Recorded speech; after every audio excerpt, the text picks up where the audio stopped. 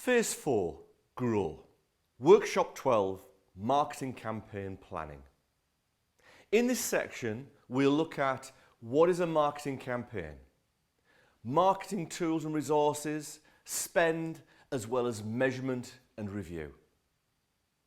Now that you know your business aims, your products, your key messages, your target market and their pain points, it's time to put the jigsaw pieces together and create your marketing campaign.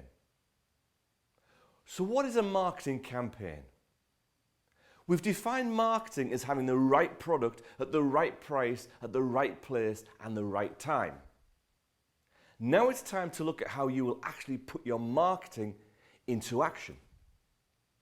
Your marketing campaign includes putting together the following: the marketing tools you're going to use, timings, your marketing spend, and how you're going to measure and review your activity.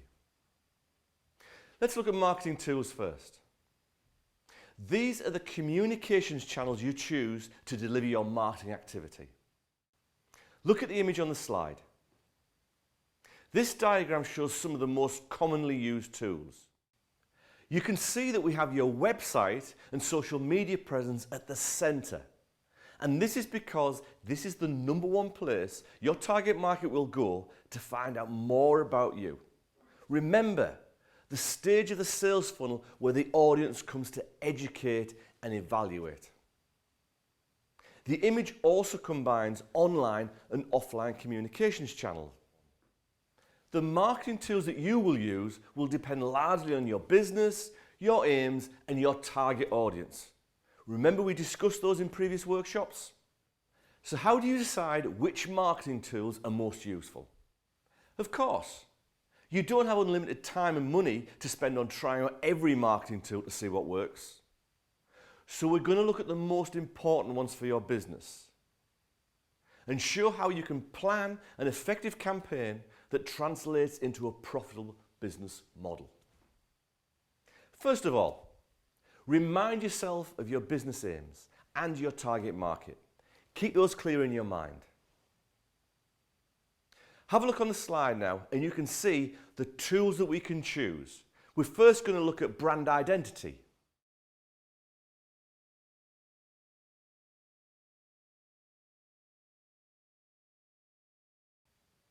Next, let's look at our digital marketing and the range of tools on offer we can use.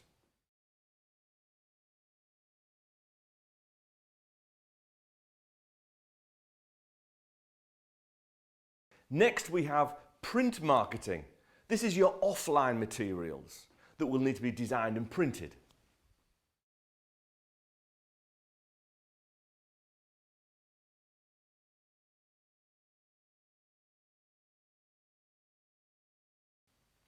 Then we have public relations.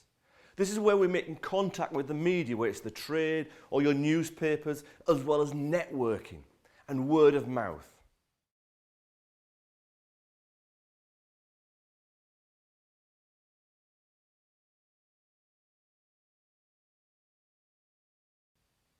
And then we're going to look at traditional marketing, such as radio, press ads, magazines, sponsorship. Would any of these be good for your business plan?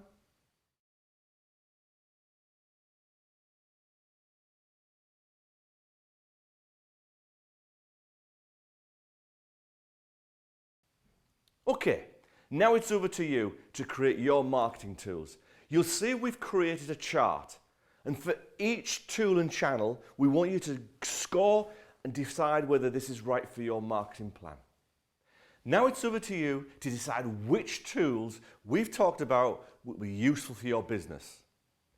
Think about the points above and how they affect your choices. Don't worry, we'll also be doing some work in class as well during the workshops. Things to consider: reach. How many people will see it? Your target market, where are they? Your budget, what will it cost and will it be worth the investment? Touch points, remember how we did it. It takes on average 8 to 13 touch points for someone to become a buying customer. Does your marketing activity cover enough to achieve this? Next, think about your sales funnel. Do you have marketing activity at every stage, from raising awareness to encouraging a sale? This is where you'll see some tools are more powerful than others. For example, one TV advert can cost tens of thousands of pounds and be seen once, whereas social media costs only your time and you can post regularly, creating numerous touch points. Look at timings. Now that you've chosen your marketing tools, you need to decide what happens and when. Some of your tools, such as your logo, you'll want to create immediately.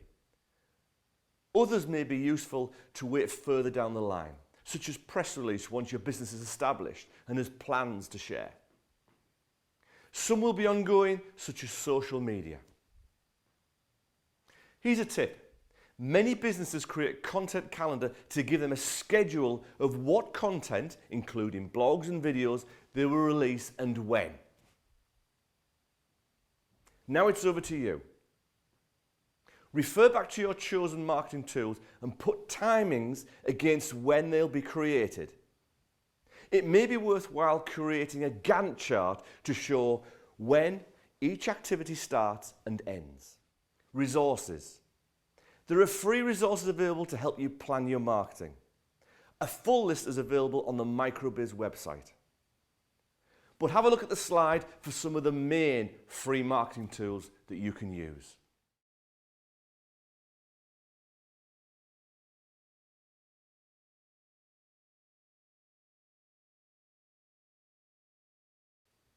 There's also a wide range of free planning tools as well. Again, this slide shows some of the current popular free planning tools.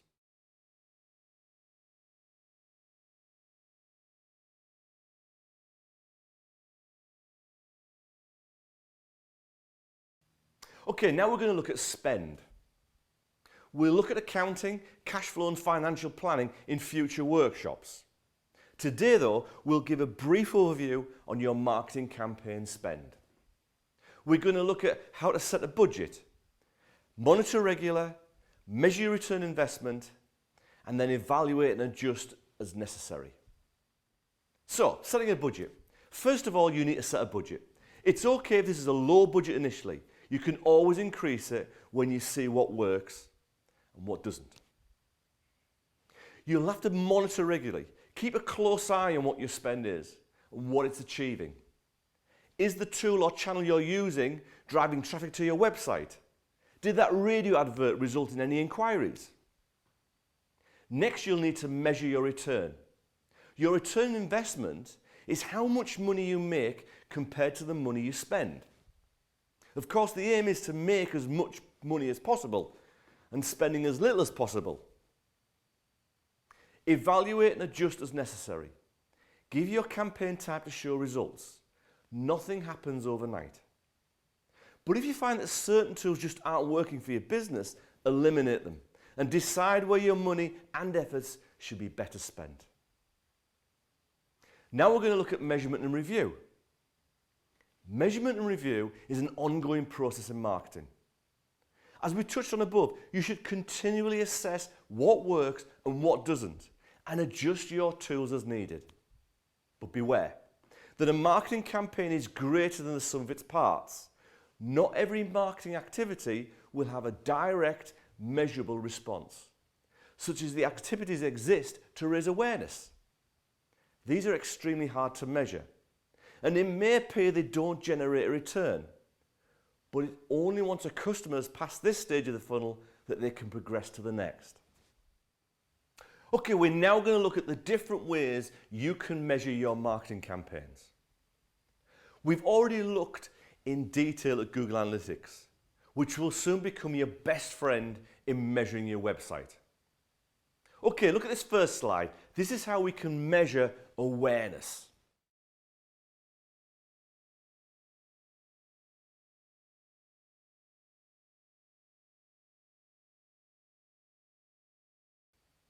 And this is how we can measure engagement.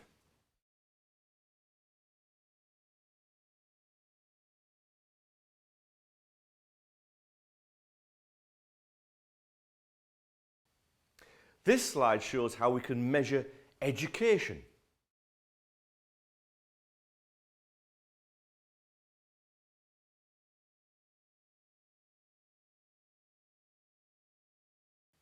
And this slide shows how we can measure evaluation.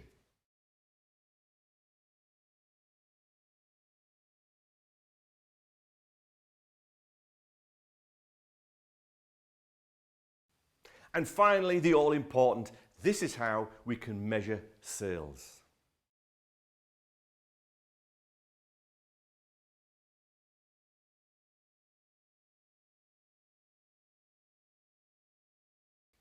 In summary, you should now know what is a marketing campaign, including marketing tools, resources, planning your budget, and measurement and review.